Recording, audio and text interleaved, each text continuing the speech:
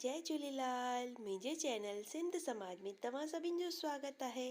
पंहिंजी मिठड़ी ॿोली सिंधीअ में मां तव्हां सां गॾु शेयर कंदी आहियां सिंधी कथाऊं, पूॼाऊं, सिंधी भॼन, सिंधी रेसिपियूं ऐं दादीअ जा कुझु घरेलू नुस्ख़ा।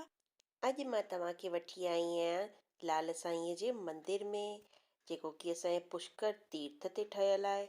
उन जा मां तव्हांखे दर्शन कराइण लाइ वठी आई आहियां। हीउ ॾिसो मंदिर ऐं हिन मंदिर जी कलाकारी तव्हां ॾिसजो। पूरो हिन में कांच जी नकाशी कयल आहे। हीअ असांजी लाल साईं जी मूर्ति ऐं संत दरवेशनि जी मूर्तियूं आहिनि। हलो त पाण ॾिसूं था असांजे लाल साईं जो वाहन यानी कि मच्छी।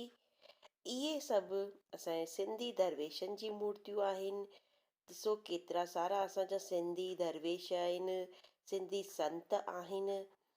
हलो हाणे पाण ॿाहिरि था हलूं। मां तव्हांखे वठी हलां थी लाल साईंअ जी गुफ़ा में।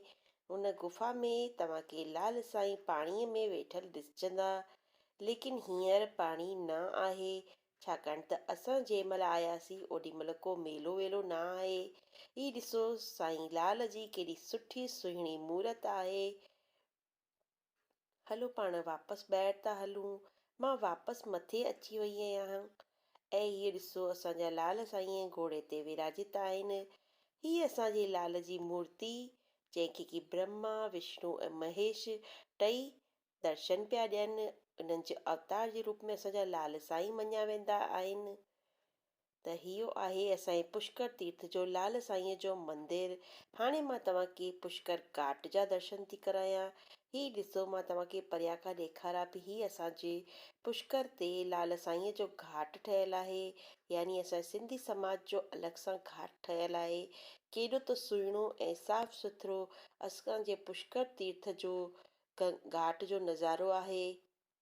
तव्हां सभु ॾिसी पिया सघो। हिते घणा माण्हू फोटो बि खिचाराईंदा आहिनि। मां तव्हांखे पहिरीं मथां खां ॾेखारियो, हाणे मां तव्हांखे हिन जे हेठां खां बि ॾेखारां। मां हेठि लही आई आहियां ऐं इहो मां तव्हांखे हेठि जो बीह करे दर्शन बि करायांव। त इहो आहे असांजे लाल साईंअ जो सिंधियुनि जो पुष्कर तीर्थ ते घाट। तव्हांखे इहो वीडियो कीअं लॻो कमेंट बॉक्स में कमेंट करे ज़रूरु ॿुधाईंदा। चैनल खे सब्सक्राइब कंदा, पासे में ॾिनल बेल आइकॉन खे क्लिक कंदा, जंहिंसां कि तव्हांखे नए वीडियो जो नोटिफिकेशन सभिनि खां पहिरीं मिले। जय झूलेलाल।